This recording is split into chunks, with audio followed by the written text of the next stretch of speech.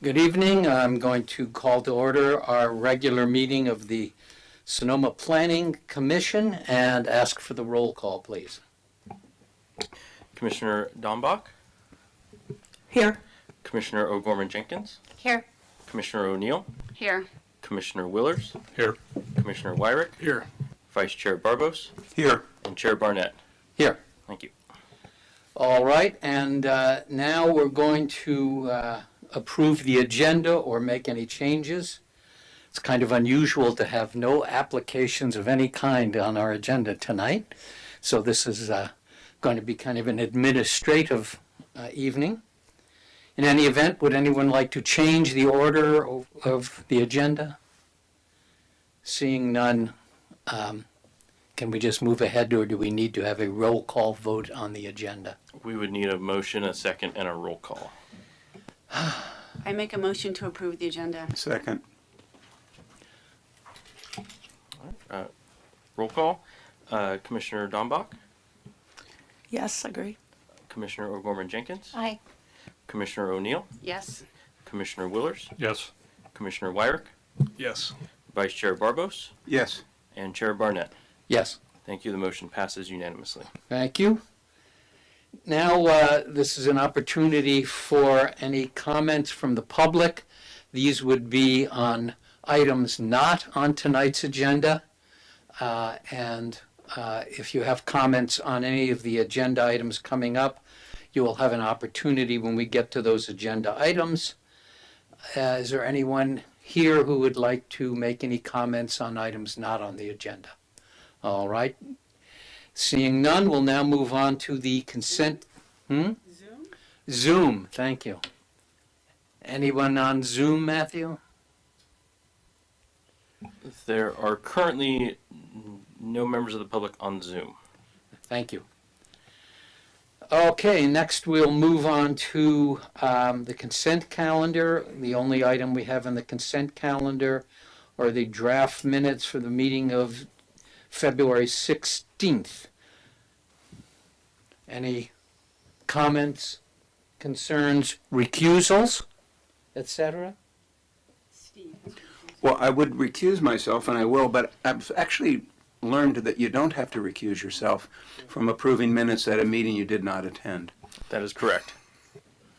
All right, the world is a mysterious place. All right, would anyone like to offer a motion to approve? I'll make a motion to approve the minutes from February I'll second that 16th. motion. All right, roll call? And I'm sorry, I just want to clarify, Vice Chair Barbos, are you abstaining? No. Okay, thank you. All right, roll call. Commissioner Dombach, Yes. Commissioner O'Gorman Jenkins, Yes. Commissioner O'Neill, Yes. Commissioner Willers, Yes. Commissioner Wyrick, Yes. Vice Chair Barbos, Yes. and Chair Barnett. Yes. Thank you. The motion passes unanimously. Okay. Also want to acknowledge Commissioner Nugent, all the way there at the side of the room. Thank you for being here tonight.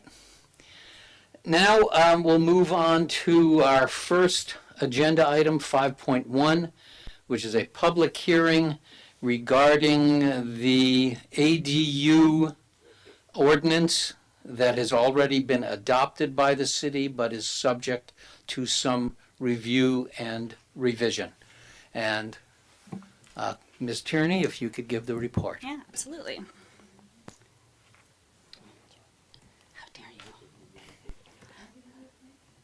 Oh, a pledge. Thank you. A pledge. Sorry, I thought I forgot it. Well, in that case, why don't you lead us in it? To the flag of the United States of America and to the republic for which it stands, one nation, under God, indivisible, with liberty and justice for all. Thank you for reminding me. I'll get this down after maybe 6 months or a year. Okay, now we're going to move on, as I said, to 5.1, and we're ready for the staff report. Thank you. This item is a continuation of our study session on ADUs at the last Planning Commission hearing. Oops. No, you already did it. Sorry. The proposed amendments before the Planning Commission would relocate the ADU standards from the special use standards in Chapter 1950 to new Chapter 1945. This will help guide the public in finding where the regulations are, and I like personally it's just a much more prominent place, and we're trying to support ADUs, so why not? We have some proposed cleanups to help facilitate the ease of use for determining which is the appropriate permitting path, whether an ADU can go straight to a building permit or if it requires an ADU permit. And the main amendments would allow a second story attached and second story detached ADU without a use permit, as the current code would require. It eliminates parking requirements for all ADUs. Currently, a eastern portion of Sonoma would require one parking space. The rest of the city is exempt from parking because of the proximity to a transit line. We've also eliminated the requirement for attached ADUs to be limited to 50% of the floor area of an existing primary residence, and similarly for detached exceeding 650 square feet to be limited to 50% of the floor area. We also have a clarification that under state law, a duplex is considered multifamily. This is not the case for our code definition. We have a different definition for a duplex and multifamily, so we've added some clarifications in the ADU ordinance. And one point of clarification, I did want to note that the city does have the opportunity to add in owner occupancy requirements. And this draft does not do that. And so that's a topic that we can discuss, but it feels like the interest is to have as many rental units as possible in the city. So this draft does not include that. So here are the two provisions that are being recommended for deletion.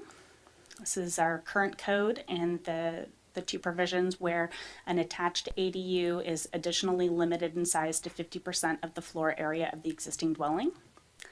And the bullet point below, detached ADU exceeding 650 square feet in floor area is further limited to 50% of the floor area. And so what this does is it makes it just very crystal clear that an ADU can be, I'm gonna just pull it up so I don't say the wrong thing.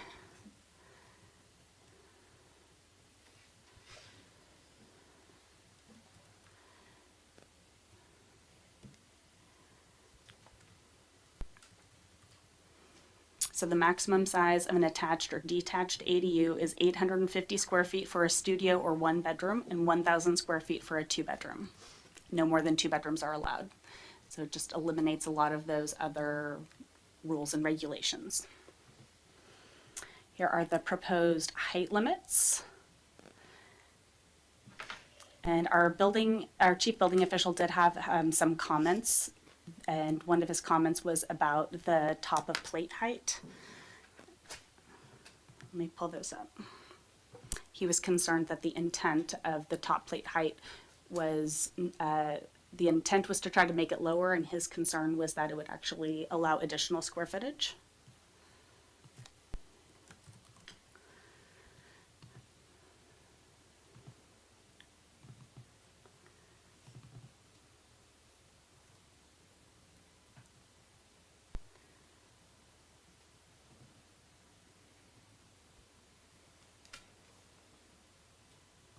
Very quiet in here.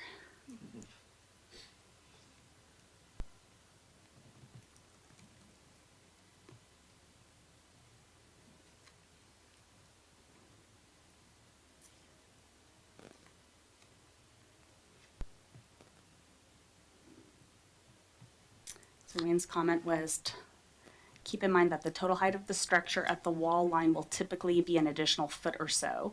With certain types of trusses, it could be more than 2 to 3 feet higher.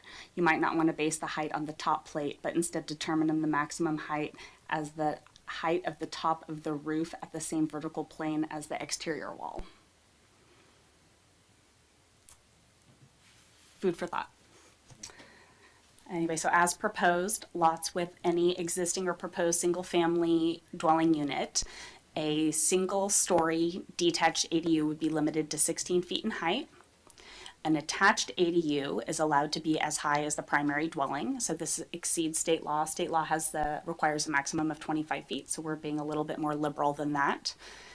And two-story detached ADUs shall not exceed 25 feet as measured at the finished grade to the highest point of the roof. Additionally, one-story walls shall not exceed a plate height of 12 feet above finished grade. Two-story walls shall not exceed an overall plate height of 20 feet above finished grade, and the plate height of any new second story shall not exceed 8 feet. And the requirements for duplexes and multifamily units, a detached accessory dwelling unit shall not exceed 18 feet, single story 16, and then we have the same provision for two-story as we do for a single-family lot. A two-story detached ADU may not exceed 25 feet with the same provisions for the plate height. Oops. And then we were recommending the parking be eliminated. And apologies, I ran out of time, so I think the rest of these are really just copied from last time that I didn't delete on time.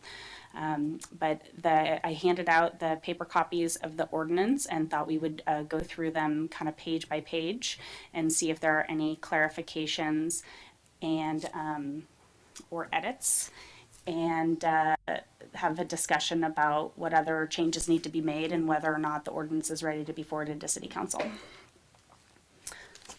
So would you want to open up for questions at this time or keep going? No. Let's see if there are any questions from the commission at this point. Mr. Willard? Christina, under the new housing laws, the transit requirement is one of a certain number of a frequency of action on the part of the transit system. In other words, once every 15 minutes or once every 30 minutes. I don't think it is for the ADU law. I think the ADU law is just a blanket distance, but let me double check. Yeah, that'd be Because great. some of them it's a high quality transit stop, which none of ours qualify as a high quality transit stop. And it's been updated. Yeah.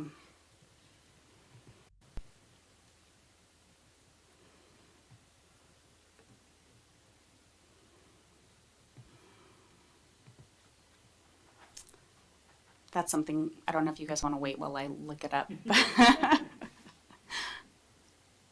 Well, we can also open this up to the public and come back for additional questions. So at this point, I'll open this agenda item to public comment if anyone wants to approach. Seeing none, welcome Councilman Wellender. Nice to see you. There is one person on Zoom with their hand raised. Okay, well, let's go ahead and recognize them. Mr. David Eicher. And David, you should be able to talk now.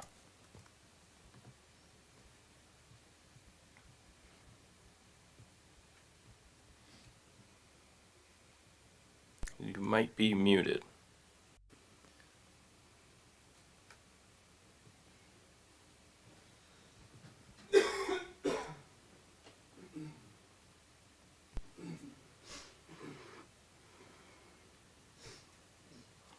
Switch it off and on again.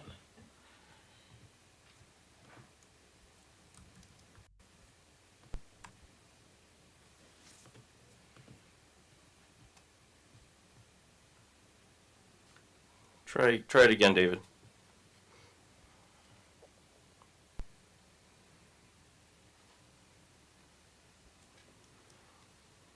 Yeah, we still can't hear. Well, while you're trying to get David working, are there any other questions? Yes. Christina, I had a question about the owner occupancy language, E1. You said that the language was going to be taken out for owner occupancy. Does that also apply to the ADUs created before January 2020? So that one we're leaving in, just that's our existing law, and there's a new provision that went into effect in January, and so we could add additional owner occupancy requirements for new ADUs, and so that's what we're electing, or staff is recommending not to include. And I would note that we do have a owner occupancy provision in the SB 9 duplex rules. And so as to as to including the same thing in a ADU, I don't know, seems inappropriate at this point to me, so. Any other questions? Are you still researching that? Yeah, I'm looking at it right now. Okay, and I see David Eicher's hand up, but I can't unfortunately manage the Zoom call, so we'll give it another minute here. I'm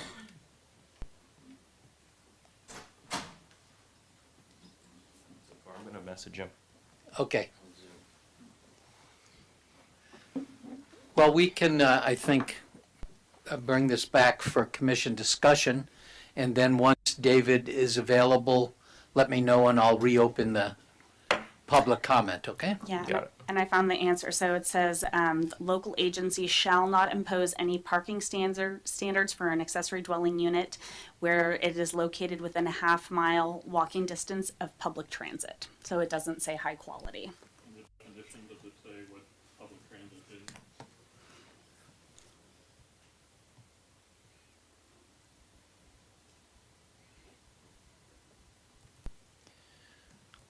Public transit means a location, including but not limited to a bus stop, a train station where the public may have access, buses, trains, subways, and other forms of transportation that charge set fares, run on a fixed schedule, and are available to the public.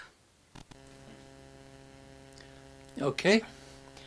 Well, let's see if there's any comments from the commission about these revisions. Mr. Willers? Let's see, I'm just gonna go through my list of markups here. On page 14, item number 2, I guess I have a question, and that is, it says that ADU or JDU shall be restricted to the floor area granted at the time of the building permit. So the way I understand that is if you have an existing ADU or a new ADU, Hold on a second. I'm trying to Okay. catch up.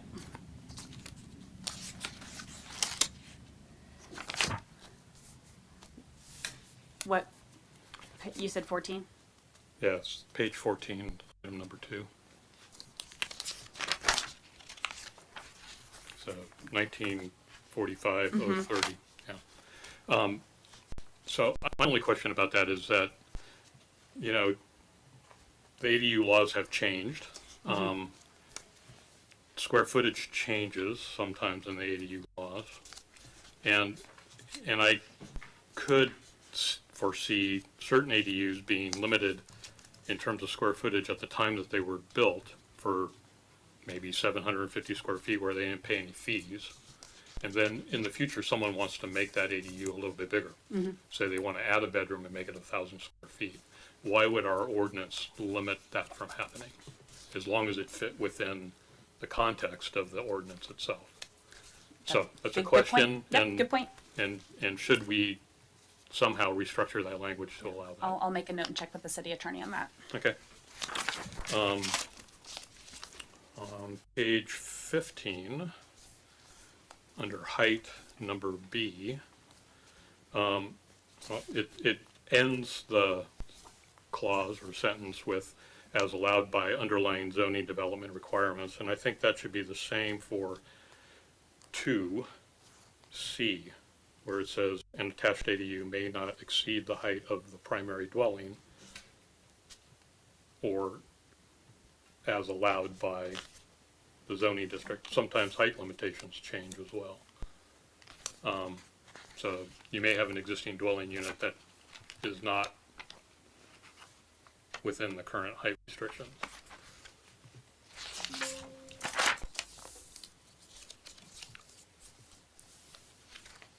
Got it? On page 16. Can I just question go you ahead. on that, so I can make sure? So if you had an existing home that exceeded the 25-foot height, if it was a non-conforming and it was, let's say, do we have any in town anyways? Let's say it's 45 feet high. So then we could do an ADU 45 feet high if you, Well, the way this is written, shall not exceed the height of the primary dwelling. and I don't know how many there are of that, but Well, there are probably very few, but Yeah. at the same time, This You was know. the issue we ran into on the ADU at Cordilleras. So the height of the primary residence was like 20 feet, and the ADU was going to be 25 feet. And so we had to do a use permit to grant the ADU to be higher than the house. Okay, all right, so if the existing house is under the 25 feet, that seems like pretty straightforward, but if it's over 25 feet, That's why I then think we that still it should limit it be- to the 25 feet, right? That's why I think it should Okay. be linked to the development code, basically. Okay, the got height it. Restrictions to the development code. Oh, see, I read this as This is, the maximum allowable height. well, that's the maximum allowable height under height, but under, the attached, yeah, may not exceed the height of the primary dwelling. So in my opinion, it's assuming that there's a primary dwelling that you're adding the ADU to. And that primary dwelling may exceed the current requirements under the development code for height. So we should tie it Yeah. to the current development code. But just confirming so you're comfortable if the height of the residence is 20 feet and the ADU is 25 feet. Yeah, we've Okay. already said that. Yeah, yeah, above, yeah. Then page 16, F, first of all, there's a B after Yep. the F. And then, rather than, it says basically, lighting shall be shielded or directed so that it does not glare off-site or illuminate the primary residence or adjacent property. I just don't think that language is very clear. I would say any dwelling unit or adjacent property, because you could have an ADU that has light spill onto an adjacent ADU, and why should it be limited to the primary dwelling unit? Because it's a nuisance either way.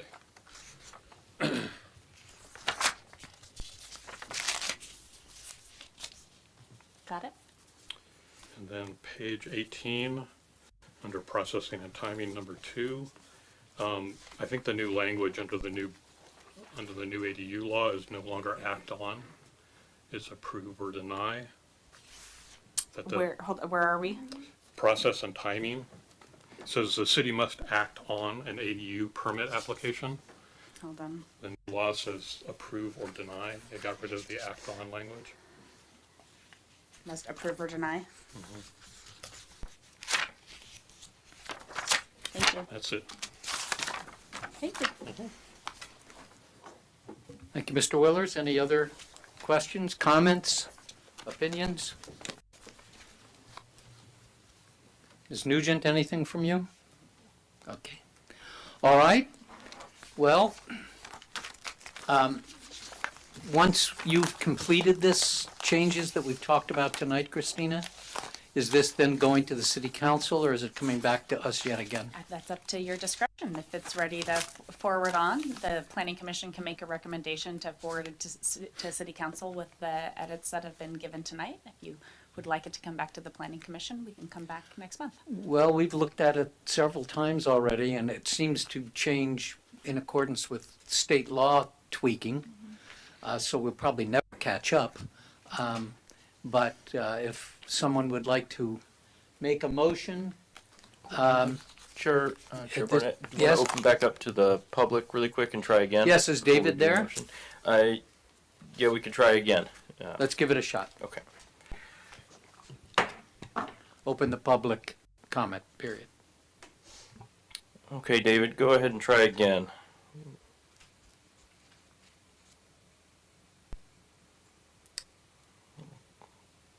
Try one thing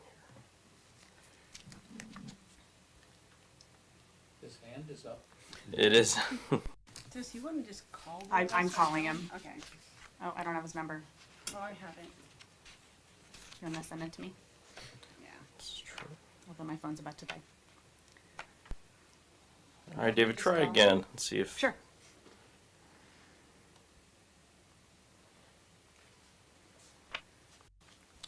We still can't hear. His hand is no longer raised. Uh-oh. Is it working now? Oh, Yeah, there we go. There you are. I figured it out. Hold on a second, because I'm also logged into this Josette. Thank you so much for being patient with me. I now lower Josette's hand. Yeah, it was on my end, by the way, not your end, so to let you know. Anyway, I did send you off an email, and I hope you've looked at that and been following this for a while. And there were quite a few, I would call it, little flaws here and there that I've pointed out. However, there was one that still remains, and it only remains for when you're going through a permit process for an ADU. First of all, the state law, SB 9, the city does not have to go below 4 feet setback.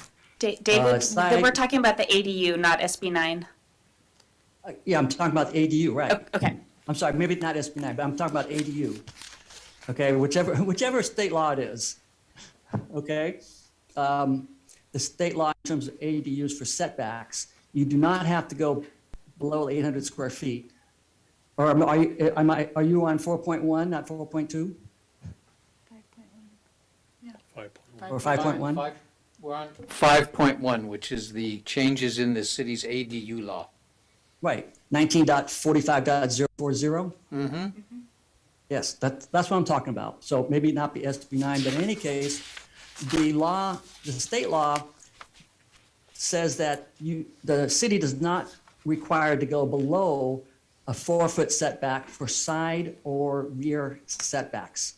And for the permit for the development standards, the 1945-040, it's flawed in that it does not, it says that objective standards could be waived if you cannot fit 800 square foot ADU. And so I had suggested language that you include that the rear and side setbacks are still apply up to 4 foot minimum.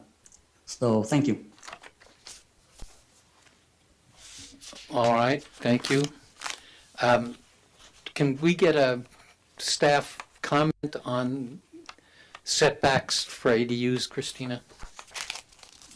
I'd have to read into it a little bit more carefully, but if the commission would like, you can give us direction to look at Mr. Eicher's comments and include them as appropriate and coordinate with the city attorney. Okay, I mean, that's fine with I me. mean, the 4 feet is 4 feet. I don't believe they can be any closer than 4 feet to the property line. And there's also in the ordinance another restriction relative to building restrictions. You can have 0 lot line buildings, but there are a lot of restrictions that come along with it. And once you're within 3 feet, when you get to 3 feet, it's pretty extensive. Once you're beyond 3 feet, you're essentially building a solid wall that's got a 2-hour fire rating. So there's not going to be a lot of buildings placed closer than 4 feet. Okay. All right. Well, thank you, David. So I will close the public portion. And what's the will of the commission? Do we want to forward this on with staff's amendments and changes to the city council at this time, or do we want it to come back to us? If I can just get a show of hands of those who want to forward it on. Okay, then we'll get a motion, please. I move that we send this ordinance to the city council with revisions by the staff as per the comments at this meeting without having to come back to the planning commission for further review. Thank you. Is there a second? I'll second that. Okay. Matthew? Commissioner Dombach, Yes? Commissioner O'Gorman Jenkins, Yes. Commissioner O'Neill, Yes. Commissioner Willers, Yes. Commissioner Wyrick, Yes. Vice Chair Barbos, Yes. and Chair Barnett. Aye. Thank you. The motion passes unanimously.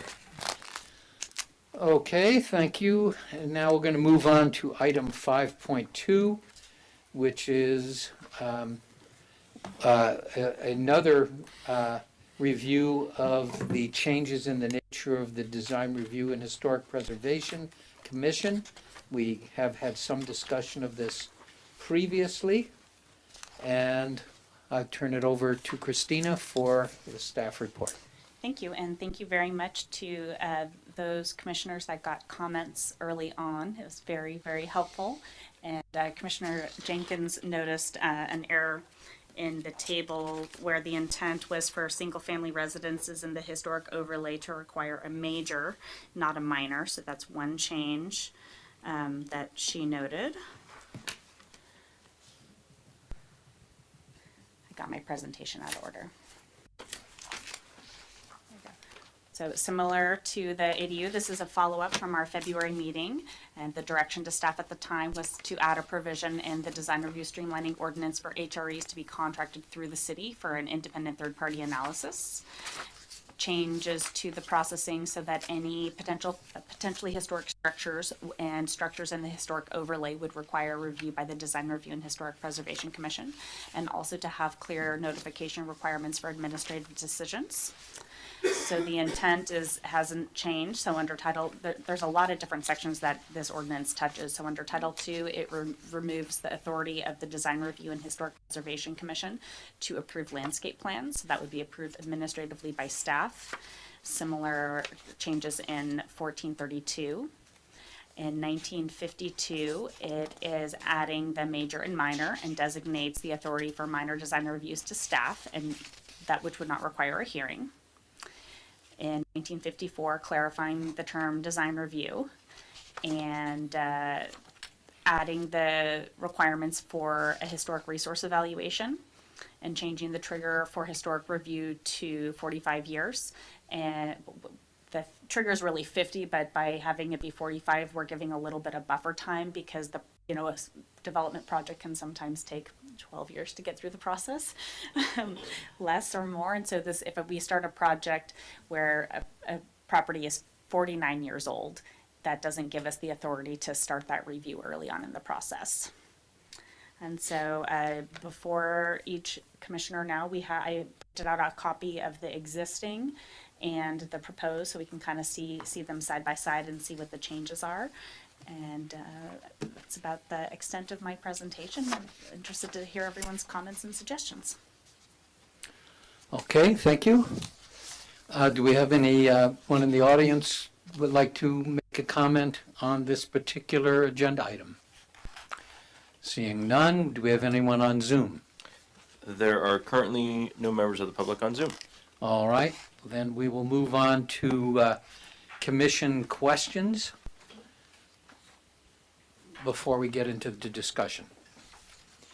Yes, Commissioner Dombeck. Christina, I think I emailed this to you on table 5-2 on page 12. I just wanted to know if we were revisiting objectification of in-kind that came up last meeting, and if any progress had been made around that language. No. Yes, it was revisited. We did not come up with any better language. So a question for you and maybe Bill. I think my recollection was that the concern was that the in-kind should really reflect the architectural period. And I was just wondering if that could be language that is added to make that more clear of what in-kind means.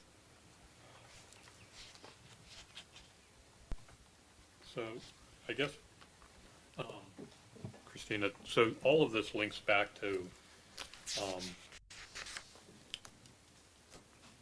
the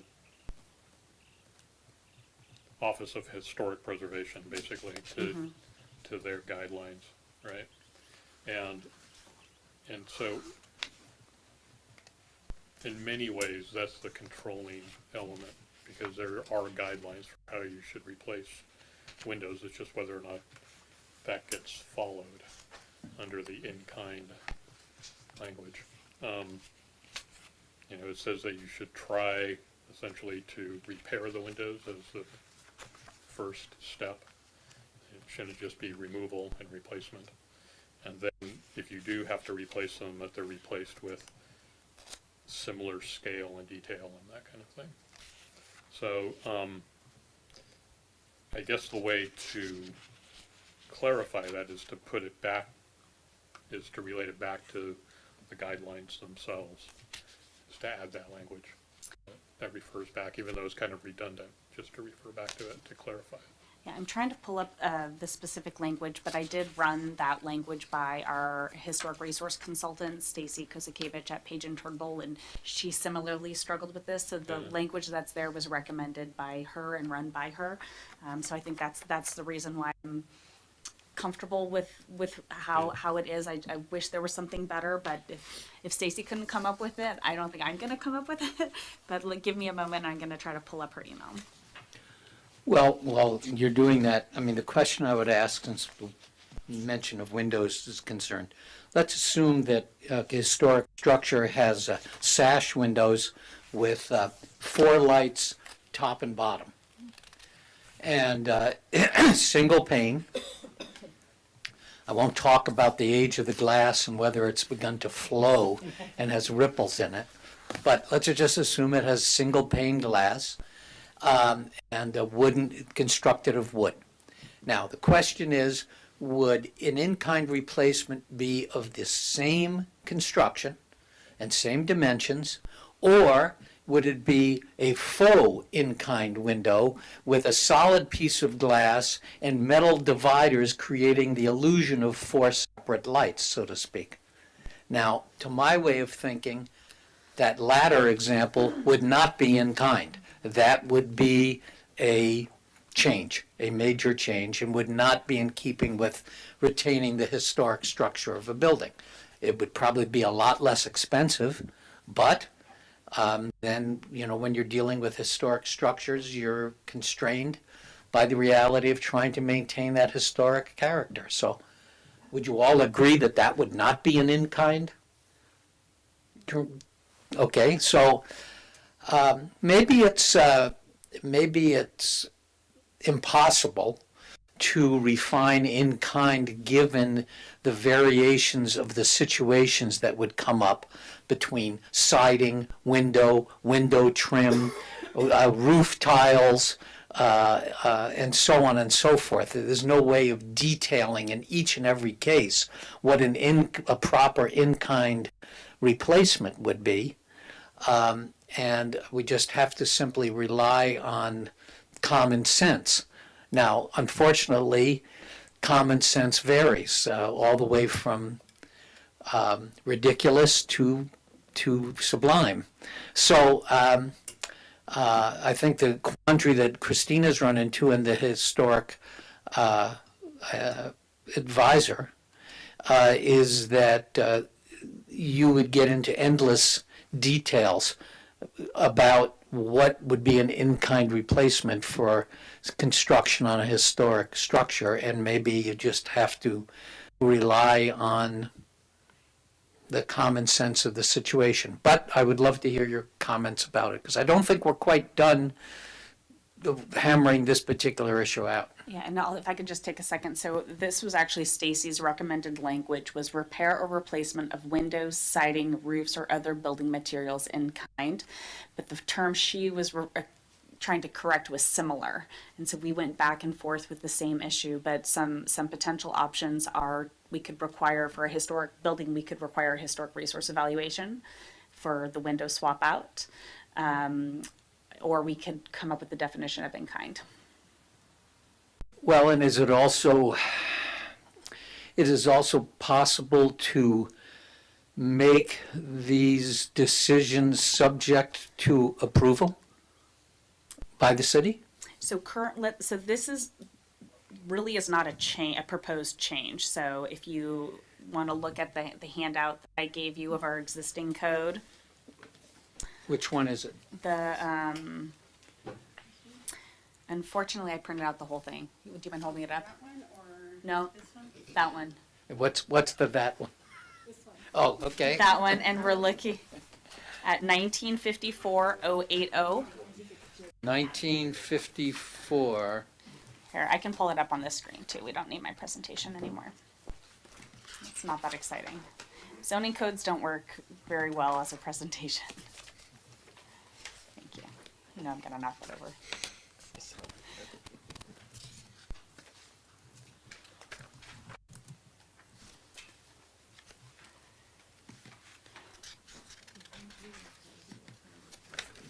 Hard to find 1954. I know, sorry, I thought I printed out just that one section and I was rushing and I didn't check. I killed many trees today.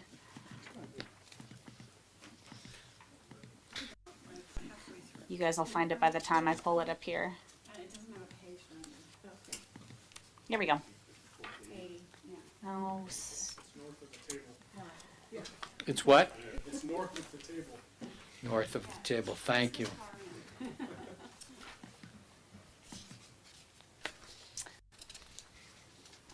why does it do this?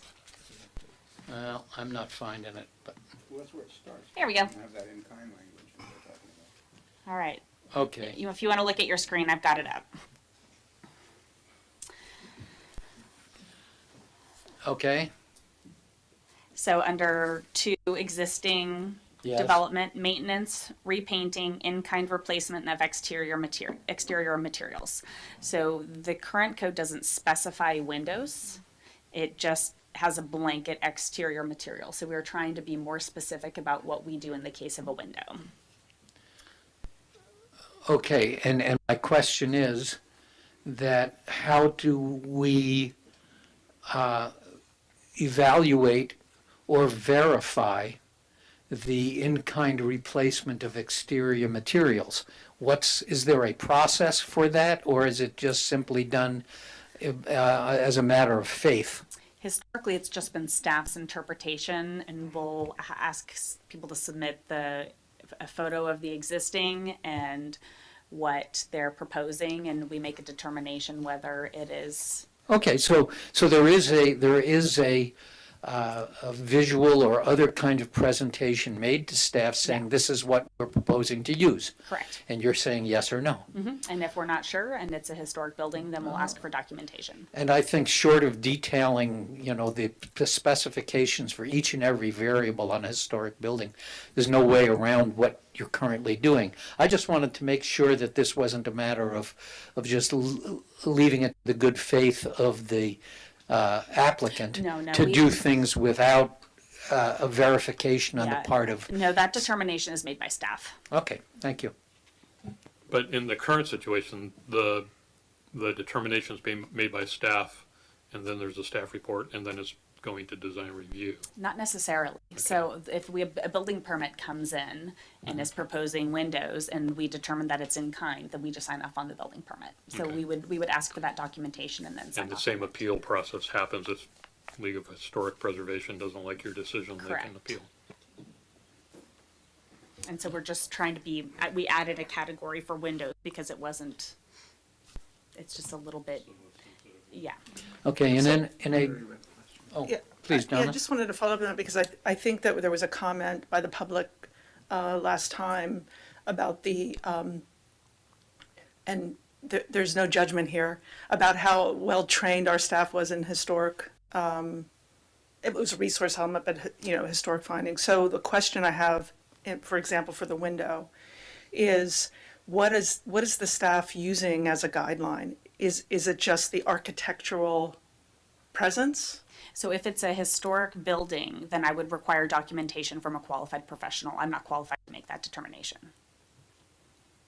And so the assumption is that they are following this historic preservation guidance around attempting to replace the original components of the window before they actually replace the window. Is that the assumption? I don't know that there's necessarily an assumption, but what we do is we look at what's being proposed, and there needs to be an analysis of the proposed project and whether or not it complies with the Secretary of the Interior standards.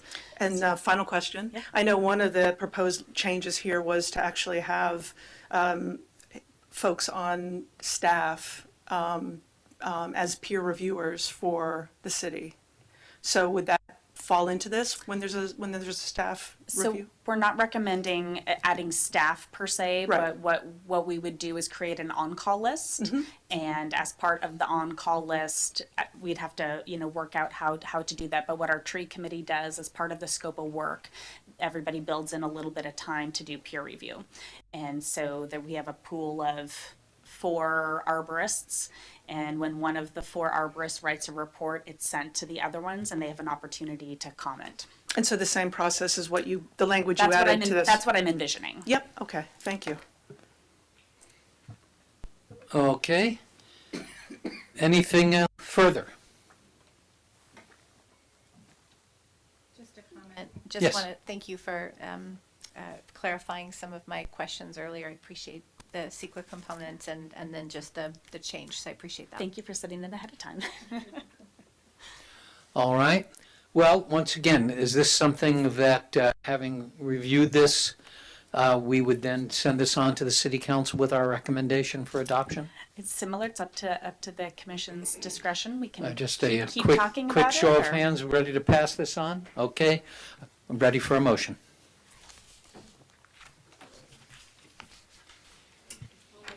I'll make a motion that we approve that's be sent with amendments per the discussion tonight on to city council. Second. All right. We have a motion and a second. Roll call, please. Commissioner Dombach, Yes. Commissioner O'Gorman Jenkins. Yes. Commissioner O'Neill, Yes. Commissioner Willers, Yes. Commissioner Wyrick, Yes. Vice Chair Barbos, Yes. and Chair Barnett. Aye. Thank you. The motion passes unanimously. Thank you. All right, we're making good headway. Now we're on to our last agenda item, which is a study session to discuss and review the proposed regular SB 9 ordinance. And once again, we will turn this over for our staff report. Yeah.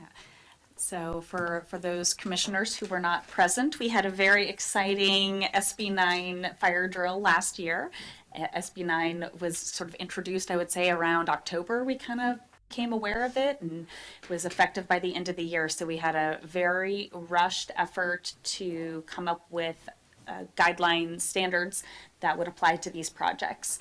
And at the time, I think the concern, and please forgive me if I'm speaking for the commission, but there was such a rush that the goal was to be as conservative as possible with the thought that we can back off later on and when we had time to have more thoughtful discussion and deliberations. So SB 9 is the California Home Act, excuse me, clicking too much. I'm not used to this computer, which requires that two types of permits be approved ministerially. So you can either have a 2-unit housing development on an existing single-family parcel, or you can do a lot split for 2 units. Approvals can only be based on objective standards, and denials are only permitted if the projects don't meet those objective standards or if there are specific adverse impacts on public health and safety. And all of the jurisdictions are limited in how we can regulate SB 9 projects. So the urgency ordinance was adopted in December of 2015 and went into effect until it was repealed by a permanent ordinance. So that's what's in effect at this time. The urgency ordinance. Wasn't it 2022? Maybe. No, December 2022 would have been this year. This Is that past when it December. happened? No, it was last Okay. year. Yeah. Sorry. It's been a long My time. mistake. Time's flying by. So we added 2 new sections. Sorry, child. To the Sonoma Municipal Code. The first section is 1941, which relates to adding a residence on an existing lot. 1972, which is actually now 16, we moved our subdivision ordinance, relates to lot splits. So the ministerial lot split provision is in our moved subdivision ordinance, and 1941 is in our, I think it's just our general standard section, or no, it's a brand new section. So SB 9 is applicable in all city zoning districts that allow single-family residential as a primary use. So that includes our residential hillside, rural residential, low-density residential, and residential Sonoma. So the urgency ordinance was reviewed by the Planning Commission. Again, so it was adopted by City Council in December, and we brought it back to Planning Commission for a review in January of 2022. We had a discussion about the maximum size of the unit. The urgency ordinance limits the maximum size to 800 square feet. We had a good discussion about how to utilize our existing, not ration, floor area ratio, in order to have those units be a little bit larger, and how to utilize our existing development standards. Staff got direction at that meeting and came back to the Planning Commission in February of 2020. And there was some additional direction about the distance to the building. The proposed ordinance was unanimously recommended for approval to City Council. And as we took it to City Council in March of 2022, and there was a good discussion about kind of each of the standards. There really wasn't a consensus. There was a desire from the council to take a closer look at all of the standards and to make sure that we weren't imposing any unnecessary barriers to these projects. And that's kind of where we left it. So we started working on a new regular ordinance and thought it would really be helpful to just bring this back to the Planning Commission and kind of go line by line instead of staff saying, oh yeah, we want to do this and that. And so that's what we're here to do right now, is kind of pick up where City Council left off and take another dive into the ordinance and see if we can get a better draft for them. So the current ordinance states that the units can be 800 square feet or larger if allowed by the floor area ratio. There's no minimum size. We still have 1 story and 18-foot height limits. Must meet our existing objective standards, and we still have the deed restriction for affordable housing. And with that, I will end my presentation, and we can go through the ordinance or answer questions. What would be the desire of the chair? Thank you, Christina. Let me first see if any member of the public has a comment on this particular item. Anyone on Zoom, Matthew? There are currently no members of the public on Zoom. Okay. Well, we don't have to, we can have kind of an informal discussion about this, and we're not adopting anything tonight. So I would ask a couple of questions. First, has the city received any SB 9 applications? We have not officially received any applications. We've had several inquiries. In all of the cases, there were issues with there being wetlands on the property or a historic building. I do have one application that I'm anticipating is going to come in shortly. They submitted the paperwork informally for the lot split, but our current ordinance requires that they submit both the lot split and the plans for the house simultaneously, and we don't have that information. And was this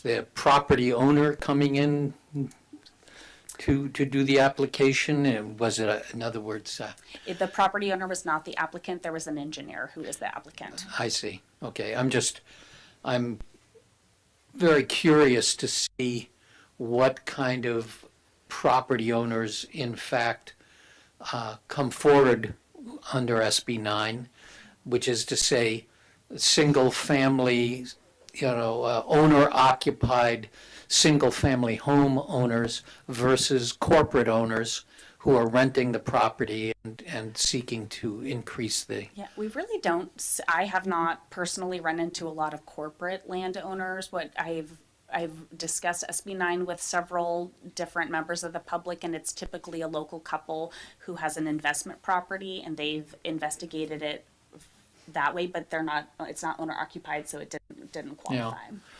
Yeah. Personally, I'm still unsure of how we deal with this definition of owner. And because the SB 9, at least the way we've done it here in the city, requiring an owner to occupy the property for a period of 3 years. Now, if it is a corporation that owns the property, defining ownership and occupancy gets a little fuzzy. And I don't know if any issues have come up in the courts or before the state regarding that kind of issue, but I can foresee a circumstance where it's essentially impossible to fulfill the owner-occupied requirement, given that a corporation owner might have 1,000 shareholders. Any single shareholder qualify as an owner, or do you have to have a certain percentage of ownership of the corporation? Do you have to have more than 10% of the shares of a corporation? This gets into a pretty sticky area, and to me, it's quite ill-defined. And I'm not sure as well what the mechanism is for enforcement on the part of a city for a provision like that. We do have our timeshare ban, and so that is, would make it so that you don't have like a typical timeshare being operated there, but the owner occupancy, I think, is just always going to be a tricky situation, and the language doesn't say that it has to be owner occupied. They have to sign a declaration that they intend to have it be owner occupied. So it's pretty wishy-washy. That's always been my feeling. So anyway, any other questions and comments? Ms. O'Neill. Something we deal with in the lending world. Somebody gets a loan and they sign this one-page document that says, I intend to occupy this property as my primary residence for the next 12 months. But there's no enforcement. That's not that you can only ask them to sign that document. Maybe if it becomes a repeat pattern, then you have the ability to go back and say you did not honor this agreement last time, so we can decline you this time. But there's really very little that we could do to enforce or monitor that owner occupancy. Yeah, and the owner occupancy, that's regulated by the state, so that's not really under our purview. My only comment was just going to be that it may be that the person who is the occupier is an agent of the corporation as well. So, but I think that what supersedes that is the inability to even do anything about it based on this signature of intent. If I could make a recommendation, if we want to start at 1941-050, that might be a good place to kind of start going through issue by issue. The first one that I would bring up is we currently prohibit ADUs on an SB 9 project. Do we want to keep that provision or take that out? Well, I had a question about that. What, have we got an opinion from our land use attorney as to whether the state ADU law essentially preempts any discretion on the part of the city from prohibiting an ADU? They have not chimed in on the SB 9 ordinance yet. I think the question before the commission would be more about, it's kind of similar to what we did with ADUs, is do our current floor area ratio and site coverage and other standards regulate it to the degree that if somebody wanted to have, two smaller SB 9 units and a small ADU, is that something that we want to prohibit, or is that something we want to support? Well, this came up interestingly enough, and I don't know if the rest of the commissioners had a chance to see it, but there was an article in the Index Tribune by Robert Elias a couple of issues ago, in which he addressed the SB 9 measure and essentially what he characterized as a failure of the measure to meet its intention, if in fact the intention was to create more housing. And in that article, he noted that in fact, not only could, and I'm assuming he was basing it, this is a guy whose work I think is pretty good generally, he was basing it on the state law, and he said that these lot splits could produce essentially 6 units, 2 duplexes on each parcel plus an ADU. And so his presentation was that you could end up with 6 dwelling units on a parcel that currently has 1. Correct. So, because if a single family residence can become a duplex, and then a duplex is considered, well, not 6, then a duplex would be multifamily. He was You can have talking 2. about the addition of ADUs to each of them. Oh, so if you had to do a lot split too. Yes. You could really get more. You could get 8, because in multifamily you can have 2 ADUs. But I guess the question is, if the floor area ratio applies to all of it, and you can have 3,000 square feet total, do we care how that's split up? So my question is, does SB 9, I think it does, like all the other housing law, current housing or most recent housing law, define multifamily units as 2 or more? There is not a definition, but the interpretation is that it's two or because more. all the other ones, two or more. So what happens in state law right now is that a multifamily building is two or more units. And so if you, under SB 9, you do a lot split, you create two lots, you create two lots that have two units on them each. Each of those units, or each of those multifamily units, if they're duplexes, get two more ADUs. Wow. So you could have 8. You can have Wow. Wow, someone has just really lost their mind. So I'll take that as one vote for keeping the ADU prohibition in. You know, I have mixed feelings about SB 9, and that is, I think that its intent is one that is not so ill-founded, and that is trying to introduce what were traditionally multi-unit buildings at a residential scale in residential neighborhoods. The place where it fails is the residential scale part, because it doesn't address what the context is. It just simply says you can get within 4 feet of the back and the side and you're all good. And then it says you can't limit anything less than 800 square feet. So it takes out the mass context as well. So there are many 4 and 6 unit buildings that fit perfectly well in residential neighborhoods because their overall size is not 800 square feet. It's like, it's 3 or 4 400 square foot studio units and maybe a single larger unit. But its scale is more of a house, single house, than a multi-unit dwelling building.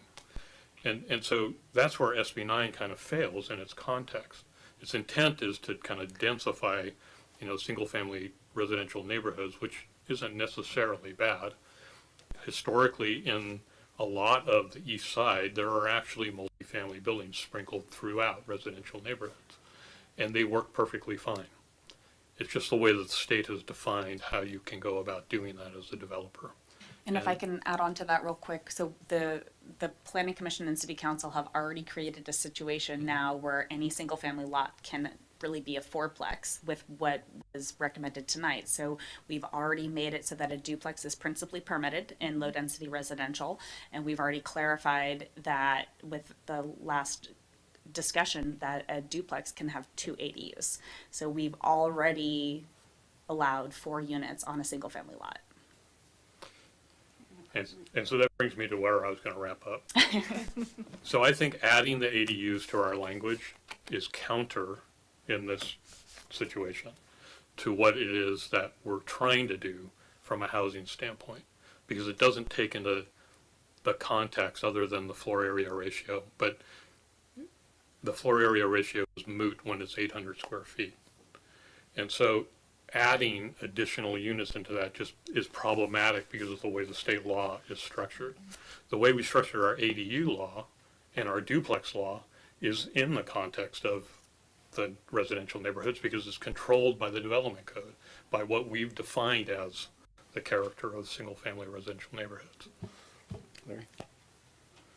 I would like to just get others' feedback on the idea that limiting these to 800 square feet, where there's a large enough lot that would allow the floor area ratio of larger units to still be within the existing floor area ratio limitations. So I don't know. I think the 800 square foot limitation on the size of these units is a major impediment to people actually wanting to do this. An 800 square foot house is tiny. Yeah, we already made that amendment, so it's 800 square feet or as allowed by floor area ratio. Okay, so each unit could be as big as the floor area ratio will allow. Correct. Okay, my mistake. Sorry. And you'll find that the flip point, Mike, curve in terms of lot size, Mike, is the inflection point. Yeah, Mike who? The inflection point is a lot that's around 20,000 square feet or more. So that's where you get extra square feet. But up until that point, the 800 square feet is is the rule, because the floor area ratio won't allow more than that. It's always exceeding what the floor area ratio allows. Not until you get to that lot size will it allow units larger than 800 square feet.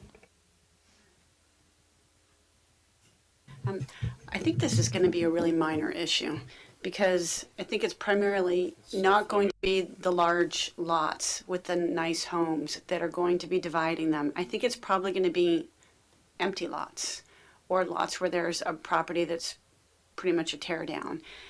So I think that what we're going to see here is not that we shouldn't be spending the time on it, but I don't think it's going to be all that dominant in Sonoma. I think primarily it's going to be a handful of properties. And I think that at this point, without having to worry about the ADUs in there, it's a good step to go and not to open us up for 8 units on a lot. So if we can, I would like to just allow that to happen, see what developers come in and start acquiring lots and proposing developments that would be built to scale, that would make sense on the lot. Is there a way that we could allow them to consider adding to the ADU by going through Planning Commission? I think I got a little bit lost there. Are you in favor of keeping the ADU prohibition in or taking it out? Yes, but with the option Well, of yeah, which having one? yes, but with the option of having that. Yes, keeping it in. Yes, keep it in? Yes. Okay. Yeah. Exactly. Who's on first? Sheila, weren't you about to say yes with the option of adding an ADU with planning commission approval? Precisely. That's why we have an attorney on the council. So the only downside to that is what we just discussed in our ADU discussion was not having any planning commission approval for ADUs. Yeah, that makes it complicated, doesn't it? That's Well, the, and Yeah. I think we still want to hear our land use attorney's opinion about ADUs on SB 9 splits and whether or not that's even an option for us to prohibit it. How about I make a note to It looks like check in with Laura the is city going to say attorney. something. Yes, I think we do need to check because it might be that we have no control over that. That Exactly. we must allow. Yeah. Okay, I would like to move on to the subject of whether these SB 9 units should be deed restricted affordable housing. As I said earlier when we talked about this, I do not think so.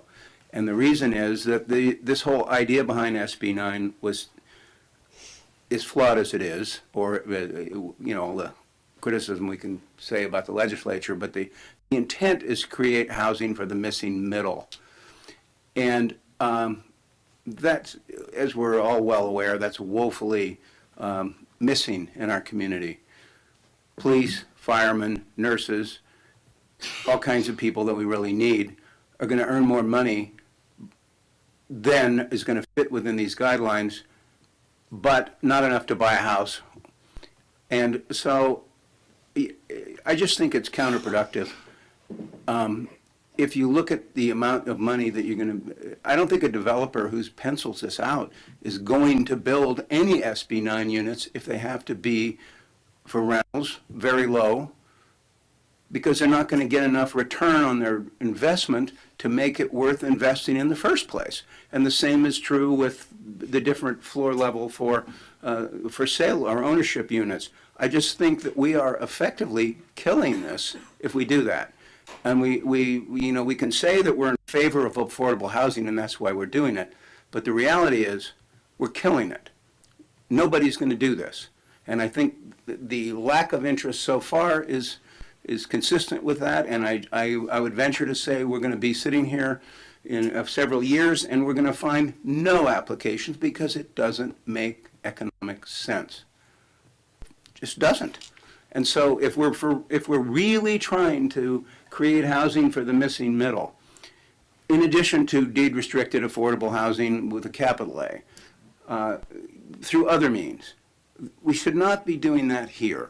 It's contrary to the intent of the legislature, and it's contrary to our stated goals as a community to try to close this housing gap. So I am absolutely opposed to this limitation in the SB 9 ordinance. If I might just add one comment on that, because in our, just as an example, I understand your point, because in our inclusionary ordinance for projects of 4 or fewer units, we allow for a fee payment, which is coming forward to council next on April 3rd. But we do that because it's hard to have a 4 or fewer project and make a unit affordable, and it feasibly, it doesn't feasibly work. So that does kind of corroborate what you're saying, that these could be affordable by design, in the sense that if they're smaller, they're going to be more affordable to the moderate or the middle income. And the structure of the affordability and the requirement of affordability is moderate. It's the moderate income if they're for sale units. But not for rental. Well, but rental is rental. And, the reason that Elias points out the fact that this is essentially a statewide failure as a bill, and even one of the sponsors, the main sponsor of the bill, recognizes that it's a failure, is because the basic economics of it don't work. They just don't work. And it's all good and well intended when the state legislature says we're going to produce affordable housing and this is how we're going to do it, and we're going to come up with a really heavily lobbied bill that benefits developers to do it, and we're going to have all these housing units produced, and it produces almost none throughout the state. Well, that's not a function of the local jurisdictions creating bad law. It's the function of the state creating a bad law. And the function of creating, in my opinion, if we want to create missing middle housing in our community, we can do that through our development code. We don't need to do it by tweaking SB 9. And so I think we ought to just leave this the way that it is and let it make its way to the graveyard, quite honestly, and concentrate when we redevelop our general plan and our zoning ordinance. When we look at that and look at that in the context of creating missing middle housing, and how do we redefine single-family residential neighborhoods? Maybe you change an ordinance that allows a certain percentage of properties within a neighborhood to become multifamily unit properties, and the first one in gets it. And once you exceed 20% of the lots, then you're done. No one else gets it. But at least that's controlled in the sense of community scale, rather than 4 feet to the setbacks and 800 feet minimum. And that's the way that we allow the state to say what they want, we allow them to fail, and we go about doing what we've done in the past, and that is actually create a really good general plan that's lasted for 20 years, and a really good development code that's lasted for the last 20 years, and do it again. Yeah, I mean, I would agree with you, Bill. I do think that we do need to have some affordable housing in perpetuity, because we lose it after 20 or 30 years. I do like that we have a mechanism through in lieu fees to potentially allow people to build housing that is not necessarily affordable, but we get the funds that we can, as a city, fund our housing fund so that we can purchase land and direct it. And I do like the idea of the general plan, that we just do it by design so that we have more control over it. But I do think we need to ensure that we do have some housing that is affordable in perpetuity. And I agree that I think the moderate, in the affordability range, that includes the moderate, very low income and low income. Anyone else? Ms. Nugent, you want to chime in on anything? I tend to lean towards Bill's comments and just let it play out. Does anybody have any data about other similarly sized communities that they had run on applications of this, or is it similar to us that we just, have I heard correctly, there's been 2? Well, None. there's none here, and the Elias article that I was referring to indicates that there's barely any of these SB 9 applications happening anywhere. It's just, and partially he attributed that to concern that I had when we first discussed this, which was that the people who can exercise a preference in where they live. In other words, people who don't have to find something on the basis of what they can afford and accept whatever it is about that neighborhood that they have to accept because of the considerations of price, are one group of people who look for places to live. Other people, and this is the group that I think Elias focused on, are people who can exercise their preference about the desirability of where they want to live. And they want to live in a house with a yard and some level of privacy, and like it or not, the single family zones, so to speak, that exist all over California are satisfying a particular preference for people who are looking for housing. And as long as those people are going to be satisfied only with those kinds of houses in those kinds of neighborhoods, that's what we're going to get. The state may have a side effect it wishes to impose, which is, and I've spoken about this before, which is to change the moral fabric of society through housing laws to somehow stimulate the proper attitude among the population about issues of housing equity and affordability and all these other things. But that's a side effect. If it were a direct effect that the state was attempting to produce, it would be spending billions of dollars to subsidize the creation of affordable housing. But it's not. It's not putting its money where its mouth is. And that's my objection to what the state is doing. You can't command a moral fabric in people. You can encourage it, but you can't command it. And the state is in its own weird way attempting to manipulate a change in the moral fabric of a community as it pertains to housing by altering the land use laws. I think it's a misguided approach, and I don't think it'll ever work. But that's what we have to live with. If I could just make one comment, there are a couple places where our law is inconsistent with state law, so we do need to make some amendments. So if the commission would humor me with going through and maybe just going through the exercise in that way, when the city attorney looks at it, we've got your feedback already. Well, why don't you lead us through that process? I would be more than happy to. So the first question I have, we currently have a minimum rental period of 6 months. Would we like to keep that or change it?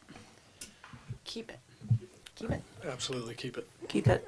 I do have a comment, though. So I sent you an email, but on one page, it's regarding 19.72.150, item E3 on page 26. I'm gonna, if you don't mind, can I go through kind of one by one and we'll get to that? Okay, but that isn't directly what we're talking about. So it seems, in this, it What says, did you say, 141? page 26. 19 I'm on page 6 right now. I know, but maybe you want to take a note because that language says not less than 31 days. So there's an inconsistency. Yeah. So the first one part was 6 months, and so it sounds like the desire is for it to be 6 months, not the 31 days. Okay. Another part, it already says 6 months, though. Mm-hmm. This is the only place that it says 31 days. So I just wanted to point that out. Thank you. So the next portion is all state law.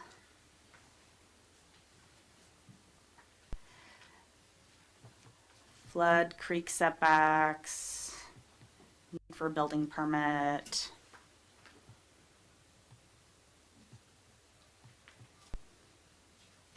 Basements, do we want to take out that and just leave the floor area as governed by our definition? Can you show me where? I'm on number 3 on page 10. How do we treat basements generally in terms of floor area ratio? They don't count. then I don't think we should count them. And similar with roof decks and flag lots. I think the roof deck issue is one that, I'll listen to the rest of the commission. The flag lots, I think, are, should be maintained. The ban on flag lots should be maintained. If someone's gonna go through the process of subdividing their lot, they shouldn't get their minimum lot size by the tail that leads to the lot behind. And the way that the flag lots are currently defined, that's counted as site area. So if you're gonna split your lot in half, the front lot's gotta give an access easement, and that's it. How about roof decks? I have a roof deck, so I'm not gonna say anything. All right, so we're taking My our roof. neighbors don't even know I have it until I show it to them. Do we have concurrence at taking out the basement provision and roof decks? Yes. Okay. And then we move on to the objective standards.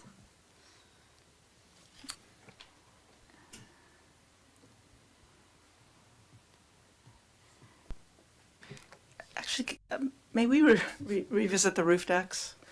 I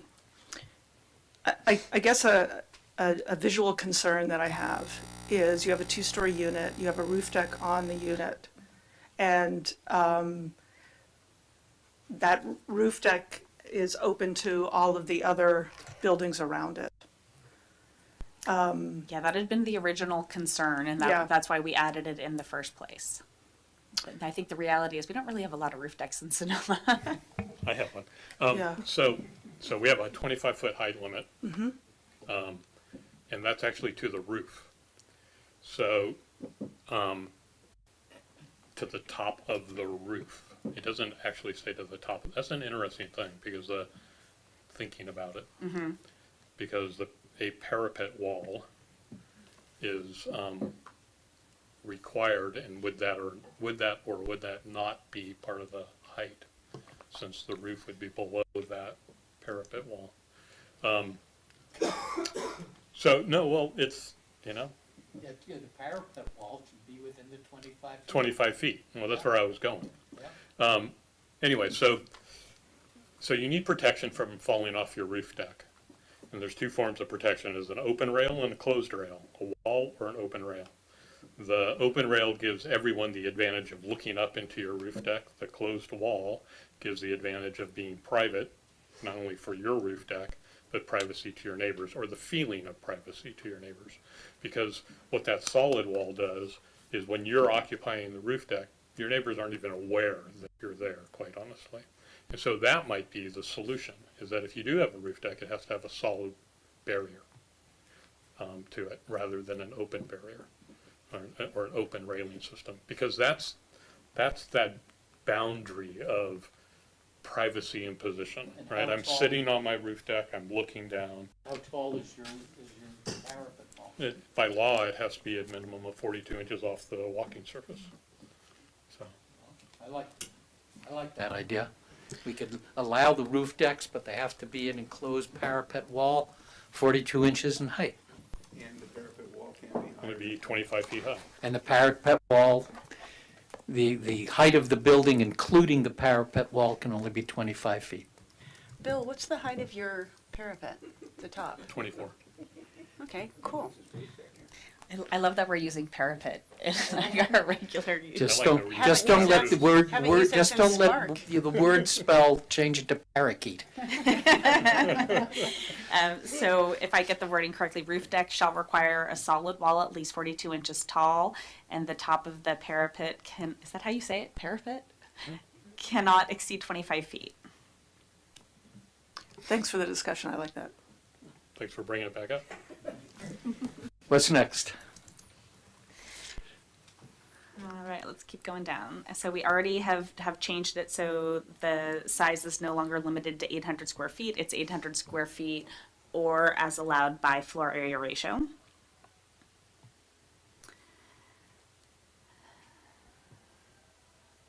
The height, we have the same language that we developed, which was 18 feet from finished grade. I think there's consensus on the height. So for site coverage, the only recommendation I would have is we copy the definition. I don't know that we need to do that. I think we could remove the definition for site coverage here since it's in our definition section. Just to try to cut it down.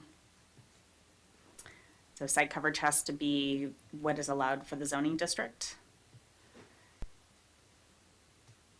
And then similar for setbacks, we have some of the definition for how we count setbacks. I think we can take that out. That's in our definition.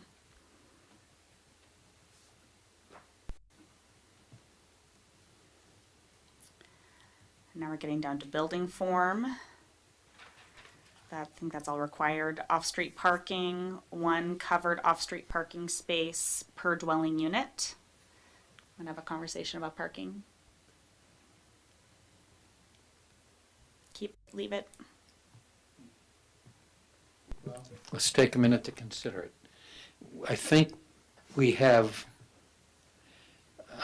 with the ADU law, we've been forced to not include parking, and except in the east side of town.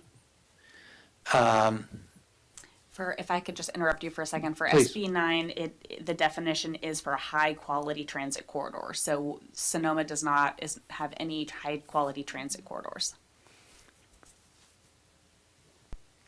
Well, how do we feel about requiring parking? I'm in favor of keeping the parking as it is. I'm in favor of the language that we have presently as well. I agree. A lot of heads nodding, so go ahead and keep it. Now we are down to landscaping. So some of the issues with the street trees, I believe, have been addressed with our round of code amendments regarding streetscape. But the first one is that street trees shall be planted in the city's right-of-way. All street trees shall be consistent with the city's tree planting program and included on the master tree list. That, I believe that we can delete that item. I think that's now part of our code. Yes, and would this would, assuming one had an existing house on a parcel that's then getting split, one would assume that the existing house is, with almost, in every case, closer to the street than the portion of the parcel that would be split. So I'm not really sure how the street tree arrangement even comes in, given that, except for an undeveloped parcel, which has no trees on it at all, perhaps, wouldn't even kick in. Yeah, I'm supportive of taking that out. And we're not requiring people who build a single-family home to put a street tree into the public right-of-way, right? Well, now we are. We are? We do? Yeah, we just changed the code. I can't keep up. I know, we've been doing so many amendments. All right. So how has that been thought through in terms of city right-of-ways that don't have enough dimension to put a street tree in? Let me see if Because there are some right-of-ways that are basically pure sidewalk and not actually even wide enough to introduce a street tree. Well, then maybe we need to revisit that. Well, at least think of the exception. Yeah. So the next one is each parcel on which a 2-unit residential project is permitted shall feature landscape front yards with mature trees, minimum of 3 trees, each 15-gallon in size, and other shrubs, minimum 10 shrubs, 15-gallon size. And this is once again assuming it's an undeveloped property? This doesn't specify, so it would apply to all properties. Okay, so I've got a property, it's already got a house on it, I want to do a lot split, and now I have to change my landscaping on the front of the house I've lived in for 10 years? Yes. Well, if you saw my front yard, I can understand why you might think that would be the case, but I don't know, that sounds a bit onerous to me. Okay, so delete. Yeah, I would agree. Okay. I mean, maybe you don't want 3 trees. Yeah. So the next one I think we want to keep, a complete application shall include a water conservation plan, which said plan is subject to approval of the city engineer. The plan, that shouldn't be the city engineer because we just changed it to be the city planner. Can I solicit feedback from our audience member? Timing of the water conservation plan? Are you trying to be silent in the back? Okay. He is silent. Okay. So complete, do we feel that a complete application needs to have a water conservation plan? Okay. All right, I think the next one is fine. The outdoor common space, I think we want to keep that in. It is a little large. Where has our multifamily dwelling ordinance, have we changed the open space requirements for multifamily housing? No, we kept it the same, and so we could really take it out of here because it's It applies. somewhere else and it applies. Yeah, so I'm in favor of that. Take it out, and Yeah. same with the utilities. And the undergrounding.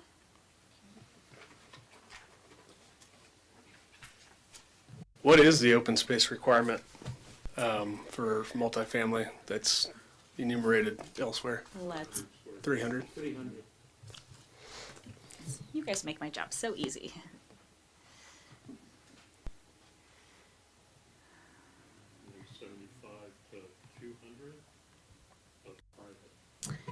And so the next category is the affordable housing. Does that include the roof deck? It's nice private outdoor spaces. What were you saying, Christina? Did I hear consensus about removing the affordable housing, the requirement for deed restricted housing? And I will, so if you'll recall, in 2001, we did amend our inclusionary housing ordinance, so it is in perpetuity. So all the units moving forward from 2001 are in perpetuity. So that item 12, affordable housing, that is not part of SB 9. That is specifically, That is specific to the city of Sonoma. okay, yeah, I'm leaning towards Laura's comments where they're affordable by design as opposed to a deed restriction. Well, let me chime in on this. I wish I had more confidence in affordable by design. I don't think in a city like Sonoma, which is so desirable, that the idea of affordable by design means anything. I think what these units are going to be are rather more likely to be whatever the market will bear. And I don't think affordable by design is going to kick in very much. I think that when you're 45 minutes away from San Francisco, and people think it would be great to have a little place in the wine country for the weekend, that affordable by design has any role whatsoever. And if the intention of the state is to actually create more affordable houses, either small a or capital A, this isn't going to be the way to do it, because we're too desirable as a community. I don't think that you can impose or assume that the size of the unit is going to dictate its price. I think it's going to be a market-driven demand situation, and I think we're too close to a major population center to rely on affordable by design as working at all. But I think if you're going to incentivize anybody to build these, you have to not restrict them. Well, I understand, and I'm not all that interested in incentivizing anybody to build these. I'm interested in a real housing plan that the city of Sonoma can put in place for itself and not have to rely on some cockamamie rule from the state of California. So I think, as Bill mentioned earlier, if we want to have a robust housing plan that includes housing for the missing middle, it's going to be a matter of working with the zoning and working with our land use standards and design standards on given parcels that we've got during the general plan update. And that's where we can, as we always have an impact on the nature of the housing in this community. I don't think SB 9 is ever going to be a solution, and I'm not all that in favor of facilitating it, but I do feel that if we're going to give people permission to subdivide the properties and build up to the number of units that apparently this state law provides, that some of them, any of them, have got to be affordable by mandate, not affordable by design, because I don't think they're going to be affordable by design. Particularly if you end up with someone who wants to make the investment and build some really cool small apartments. I mean, really nice, high-end design, beautiful fixtures, great kitchens, nice views, lovely neighborhoods. Why the hell would they try to do anything but other than get the highest possible price that they could get? I don't think if it's 800 square feet, it's going to be intrinsically lower priced. And if it's 400 square feet, it could still be a luxury 400 square feet that could be at the top of the market. So I always like the idea of requiring the affordability. And my position when we originally put it in was, let's see what happens. Well, if Elias is correct, and you've got this statewide, and the other communities aren't putting in an affordability mandate, and nobody's applying for these things, the fact is that when this all comes through the wash, it's not going to be a successful effort in any event, either from an affordability standpoint or affordable by design standpoint. People just don't want to do this very much so far. And I think the draft that went to city council might be a happy medium. So what we have in the urgency ordinance is that for rental units, low income, ownership units, moderate, and what went to city council was median and moderate. So we kept the provision but raised the income levels a little bit. Yeah, I mean, I think we have to do something. And it may be a combination of things. If we're really going to do this in the general plan, then let's do it. I mean, I would agree with you. I also think there is an opportunity by design to actually fund other housing if people aren't going to do it. Because you're right, people want to make money. And so I'm happy to have both as options somehow, if that's what we're going to put in our general plan, because I do think that there's a potential by design to raise revenue for us to work with nonprofits and work with other builders who will build affordable housing.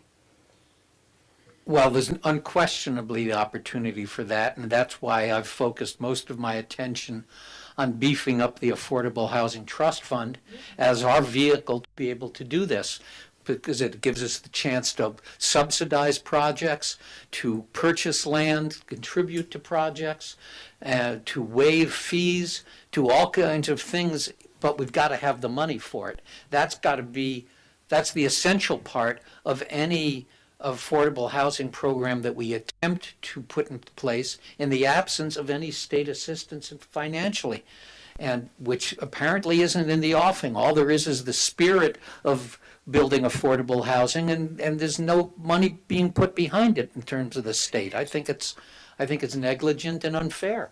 And so I was listening to the news the other day on NPR, generally a pretty good news station, and there was a report from one of the reporters talking about the Huntington Beach controversy with the state over its housing laws, and the announcer from NPR was in his very announcerly voice saying, well, in the state of Huntington Beach, like many other communities in the city, is being accused by the Secretary of State Bonta or Attorney General Bonta of not creating enough housing. And my reaction to that is, wait a minute, cities don't create housing. Private developers create housing, and the cities either encourage and facilitate it or discourage it, but the city doesn't create the housing. And yet this reporter quite blithely made the statement that would leave everyone the impression that cities create housing. It's the wrong impression, and it's what I refer to as kind of a psychological backfill for the fact that the state has essentially washed its hands of financing affordable housing, which apparently was perfectly happy to do up to 2012 when they canceled all the redevelopment agencies. The question that I've always had in my mind is, okay, we used to get this property tax increment to the city every year. Now we don't get it. What the hell did the state do with all that extra money? Who did it go to? It isn't going to housing anymore, not the 20% they mandated that we got out of the redevelopment agency funds that went to housing. They threw the baby out with the bathwater. What are they doing with the money that they kept? I've never been able to find out. Can we bring this back? Yeah. Thank you. So affordable by design, they're next door to me. There's a 728 square foot house, one car garage for sale for $975,000 on a 4,500 square foot lot. So affordable by design, that's it. That's the market. It might be on a smaller lot, but starting point is going to be 800 minimum. So tying this into affordability, I think, was one, the desire of the state, even though they didn't require it, and two, is the way to produce housing in this interim on these project parcels and assure it. Because affordable by design in our community right now is $700 a square foot. You're saying it's an oxymoron. It is. The only way that we can do it, and missing middle housing may not be what everyone thinks missing middle housing is. Missing middle housing may be very small units put together on a relatively small lot in the context of a community. It may not be a house on a piece of land that has a front yard and a backyard in our community. That may not be the missing middle housing, because the economics don't allow for it. Even if you're building it at a scale, it doesn't allow for it. Current multifamily housing is over $250 a square foot in large projects. Thinking about the discussions we had with the de novo project and going forward, and how we wish that it was possible require building of higher density, smaller units. But the discussion really did not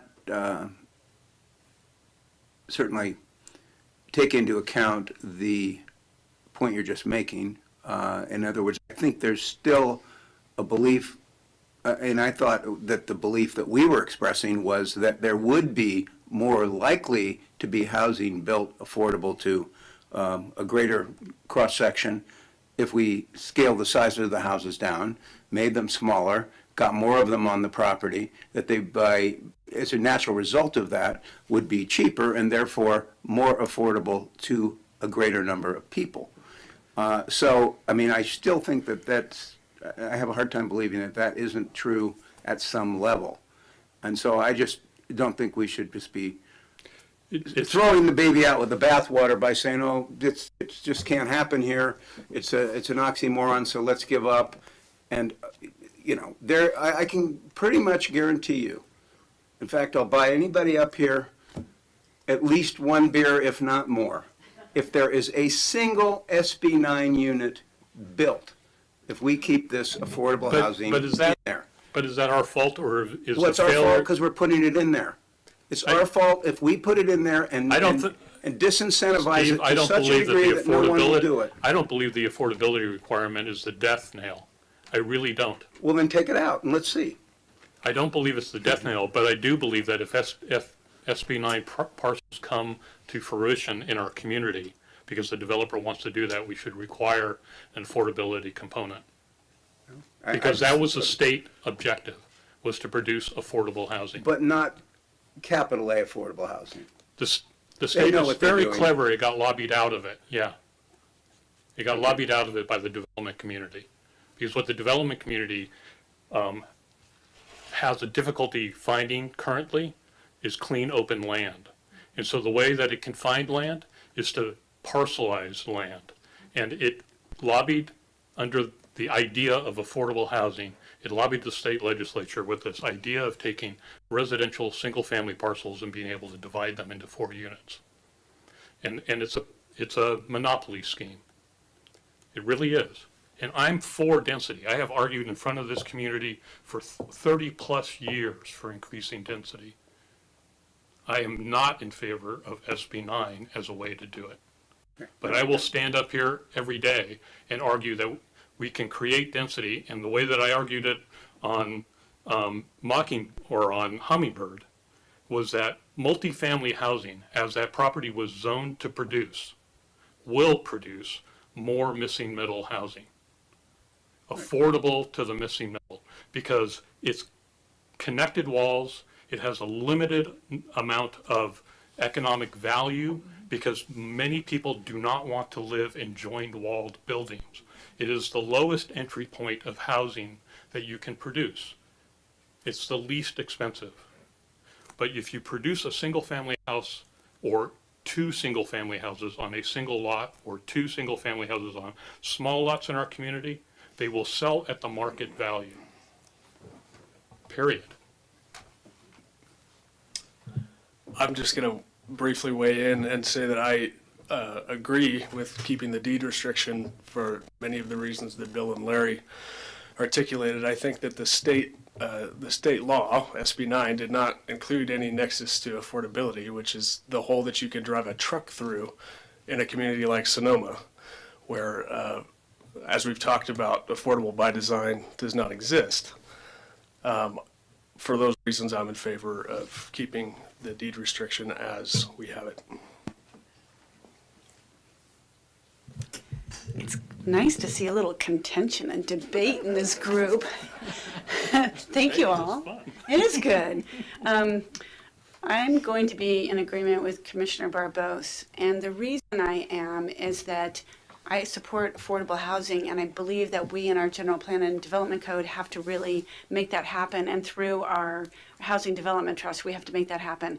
I think the ability to do that on a privately owned lot and encouraging people to split that lot and build duplexes on either of those lots is not going to work if we have that deed restriction in there. And I'm aware of the house that you're talking about, your neighbor's house on First Street West, that is under 800 square feet, has the most amazing she shed in the backyard. It's on the market for $975. It hasn't sold yet. There's also one on Fano. Trees, maybe you saw that one today, that was is also under 800 square feet with a cute little guest unit, and that one's $945. Believe it or not, these are affordable compared to the larger homes in the area. But I do think that we need to have that affordable housing, but we can't make it happen on individual privately owned lots. I think that's the trouble I have with this, is we can't put that kind of handcuffing on these people that we want affordable housing. So the only way you're going to be allowed to split your lot and build additional housing is by having the deed restriction. I think that we're going to discourage it. And if you look at the applications, I pulled up what applications have been approved in the first year of SB 9. The highest number is in the city of Los Angeles, has 28. Danville has 20. Anaheim 2. Bakersfield 0. Berkeley 1. Saratoga 21. So it's a flop. So the numbers are not huge. And Not this huge. is It's the population of Los Angeles. exactly. So I don't see it as being a big, massive change. But I do want to encourage people that want to split that lot and do the higher density housing to be able to do that. And so I just don't want to have that extra restriction of the affordability. Sheila, can you say those jurisdictions again that had actually done them? We want to Yeah. look at their ordinances. Okay. You want me to text this to you? That would be lovely. Thank you. Okay. I've got it. It's from the Turner Center for Housing Innovation. Okay, I'll text it to you. Let me just chime in one more time. The fallacy about SB 9 can be seen through the lens of the ADU law. The ADU law is essentially enabling someone to not technically split the lot, but to increase the number of dwelling units on a single family parcel, and add, if they do a regular ADU and a JADU, to have 3 units where they have one now. We've already facilitated, and if we want to talk about the possibility of inexpensive or affordable by design. That's exactly what the ADU law has enabled. Now, let's take a look at how many ADUs we've done in the city of Sonoma. If I saw a chart in your update to the state on the progress of our housing program, if I recall correctly, I think we've had a grand total of 7 ADUs, something like that. We do about 9 a year, 8 or 9 a year. 8 or 9 a year. I can pull up the report. I just finished it. Okay, so this is once again an indication to me of the degree to which property owners are inclined to get into issues of being either landlords, having additional units on their properties, and I'm not seeing a landslide of enthusiasm in this community for something that is already a state law and enabled. And I think SB 9 is just an extension, essentially, of the ADU program on steroids, where you can build 2 units instead of 1, but we're not even getting people building 1 unit. I think this is a lot of ado about nothing, and the way to build the kind of housing we want in this community has always been through what used to be called government subsidies. Now we call it affordable housing. But this is the key, because the market-driven economy is not altruistic. There are some housing developers out there, the nonprofit housing developers, who exhibit what I would refer to as more of a sense of altruism, but the projects have to pencil out for them too. And if you don't contribute as a local government to an affordable housing project, such as we did on Broadway, where we donated $1.5 million worth of land, they don't get built. Now, this was true when I was on the city council for 12 years, and the whole time I was there, we had redevelopment agency funds, and we approved project after project after project. Unfortunately, they weren't in perpetuity. Some of them are going to start to term out.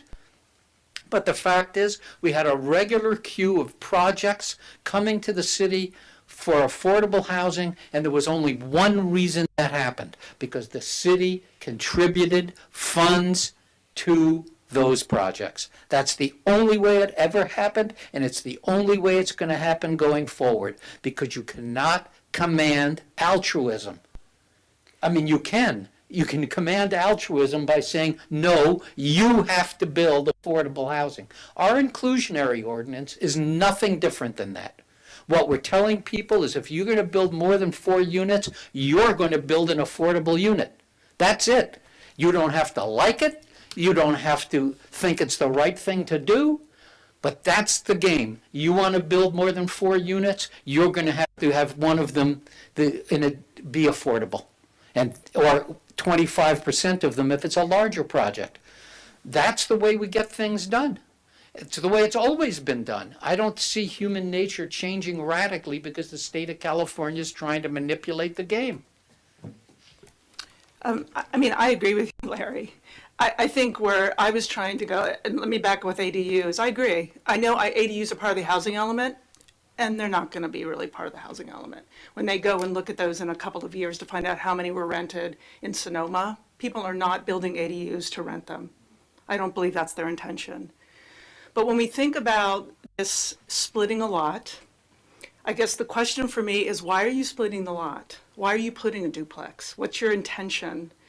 And so even if it's 4 or less, if we decide that 4 or less aren't going to be zoned in perpetuity, I still believe we should get something for that, so that we as a city can fund affordable housing, just the way you said, because I agree with you.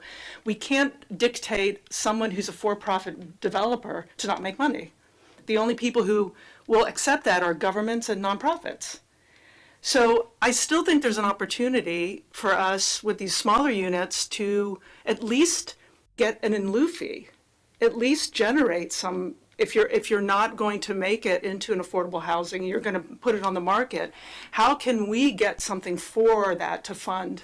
I mean, that's where I was going with it. I think we should we should be And thinking that about would be what is going to be part, I mean, that is in the inclusionary ordinance now, and then this fee that would be coming for, if council approves, would be, you know, exactly that. You would be contributing to the Affordable Housing Trust Fund. And Larry's right that, Commissioner Barnett, is in that, you know, you do need city money, and thankfully the city has a housing trust fund, which is a wonderful thing to start with, and the state does allow grants. You can apply and get matching funds to double your housing trust fund.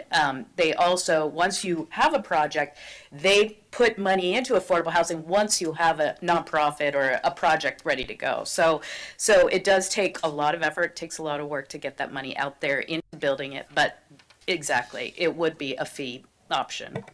Right. Just chime in real quick. I'm not sure if everyone is aware, so we do have our fee study that is going to city council, so this is happening in very short time. Okay, and just so that I can connect dots, if there are 4 units or more, we have a percentage that have to be affordable into perpetuity, or you pay an in lieu fee. No, And- no, you don't opt out. You build it. You build it. You don't opt Okay. out. No in lieu fee for that. All right, thank you for that. So again, language that we could introduce for the split here under SB 9 for 4 units or less could be some type of in lieu fee. That's already in place. Okay, that sounds good to me then. Thank you. Great discussion. I'm just going to bring up a point of reference again. So we have a 7,000 square foot lot in the city of Sonoma because we divided down to 6 units to the acre because of our single family residential development. We add an ADU and we add a JDU. We now have 18 units to the acre. State law allows us to ignore the density that we've added, but it's a single parcel. So that theoretically, that ADU is less valuable than a single family house that has been subdivided off as allowed under the SB 9 ordinance. That's affordable housing in the marketplace. The ADU. The ADU or the JDU. The other affordable model is exactly the same. 18 units to the acre in the single family residential neighborhood, period. As long as it's multifamily housing.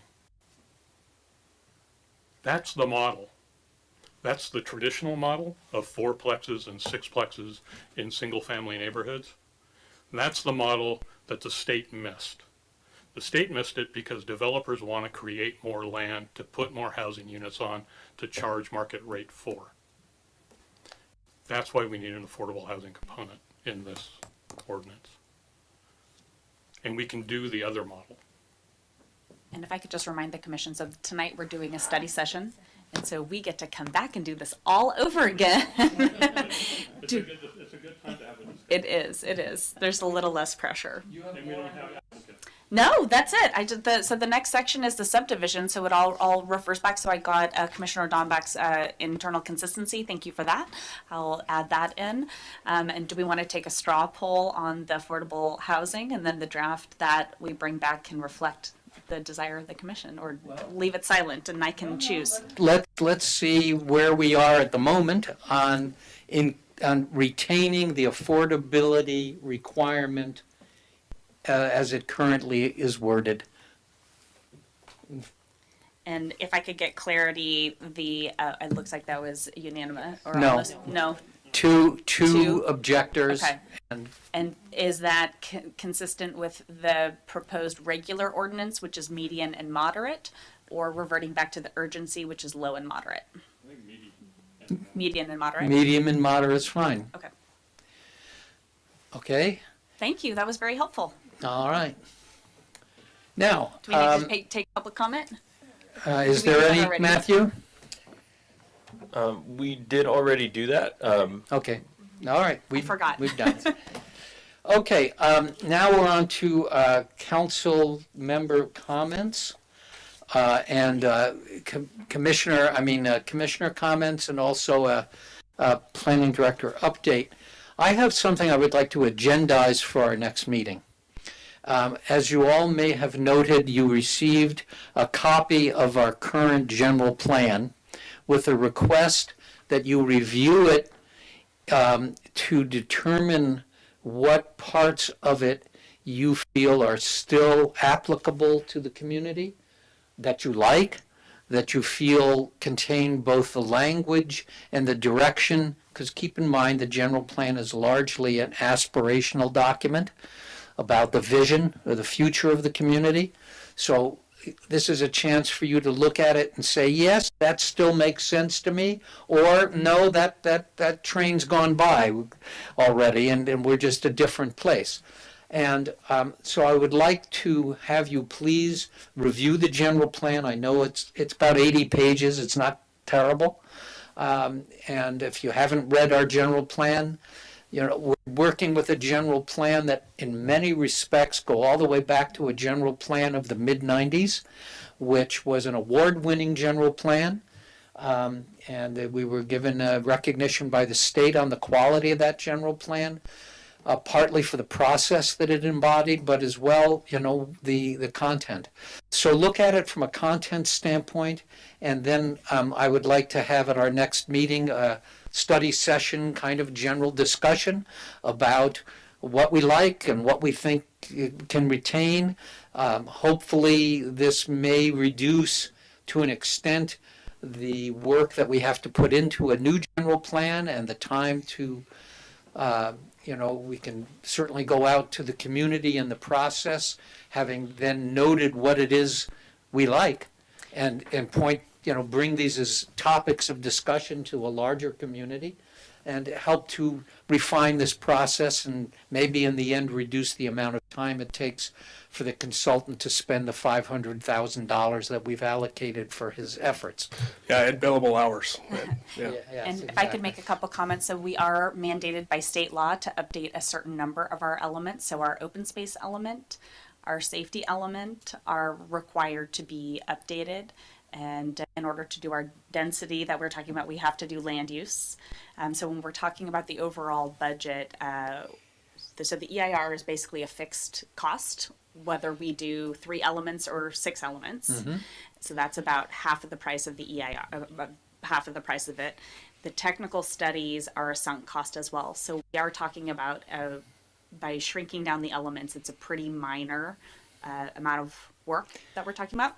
And Yeah. I'll note that all of the consultants that we interviewed spoke very highly of our general plan, and nobody was planning on throwing the baby out with the bathwater. That's going to be the basis of the future general plan efforts. And while I would be delighted to see our expense go down, it's not the focus of this activity. The primary focus of this activity is to ascertain the degree to which this commission, which has been very, you know, involved in issues of land use and the structure of the community, how this commission feels about the current language and the degree to which it's still applicable. And I'm assuming, and I would look forward, Laura, and if possible, when next there is a meeting with a consultant, of coming in and meeting them and having a conversation with them as chair of the commission, to basically encourage, and I believe this would be the case anyway, but back in 1994, the way the public meetings went, we didn't have a consultant run them. We had our planning director and planning staff run it. But at least as important was the participation of all the members of the Planning Commission who, for example, sat at a table with a group of 10 or 12 people to discuss a particular issue and then would communicate to the group as a whole. And my point is, the planning commissioners had a very active role in that whole general plan process, not just as members of the audience listening, but actually helping to facilitate the discussion. And if I may say, we are bringing forward the contract for a consultant in May. It was, I think it's now on I believe it's May 13th council meeting. And the consultant there will explain their process, but they have definitely, just as you described, proposed a process whereby planning commission, council, other commissions, all the commissions in the city would participate, as well as the general public, since it has been 20 years since the original plan was developed. The entire community is engaged in this effort. And so that presenter for the consultant will be talking a bit more at that meeting about the process itself, and of course, getting input from all the commissions and the council. Yeah, and as I indicated, the actual meeting process that took place with the public included facilitation by the Planning Commission members who were active in terms of helping people focus their attention on specific issues that were the topic of that night. Back in those days, there was white paper pasted up on the wall with everybody's ideas, and then there was the blue dot routine, and everybody put their dots. And I hate to be the one to mention this, but this is not on the agenda. I understand, and I would just like to put this on the agenda. Okay, and do we have any update from Planning Director?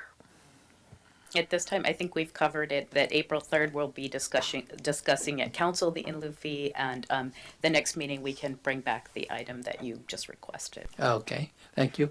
And are there any other comments from commission members? Seeing none, I would entertain a motion to adjourn. So moved. Second. It's unanimous. Thank you, Matthew. Before you break up, I promised I wasn't going to speak, but I just wanted to express, standing back there and just listening, I am so pleased with the makeup of the Planning Commission and the staff. I am strongly encouraged with what I hear, and I just want to say thank you for putting forth a considerable amount of time and addressing things that are very important, and I just want to thank you. And you miss us, right? Absolutely, because look who I have to put up with now. I don't know if you're all aware of it, but former Chair Wellender has now been appointed as the council liaison to the Planning Commission. Whence his presence here tonight? Yeah. That's fine, listening. But that also goes through if there's any concerns or thoughts you have. One of the areas that I think is quite evident that this council is lacking